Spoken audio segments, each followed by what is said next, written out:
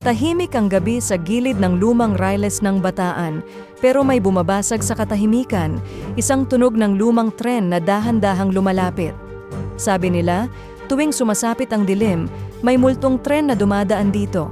Hindi ito nakikita ng mga mata, pero maririnig mo ang kalampag ng bakal sa rails, ang pag-iyak ng hangin, at mga sigaw na tila nagmumula sa malalim na nakaraan.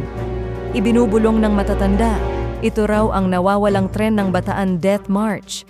Dati, dito dumaan ang libu-libong sundalo at bihag, pinahirapan, iniwan sa gutom at sakit hanggang sa kamatayan. Ngayon, muling bumabalik ang tren, dala ang bigat ng kanilang kaluluwa, naglalakbay sa dilim na walang patutunguhan. Isang gabi, may batang naglalaro sa paligid. Bigla siyang natigilan, may malamig na hangin na dumaan, may sumisitsit na kakaiba. Paglingon niya, may aninong dumaan sa riles, kasabay ng tunog ng tren na walang ilaw, walang driver, at walang pasahero, pero puno ng mga kaluluwang umiiyak at naghahanap ng hustisya. Hanggang ngayon, walang nakakakita ng tren, pero marami ang nakakarinig. Kung ikaw ang nandoon, tatakbo ka ba o maghihintay ng sagot mula sa dilim?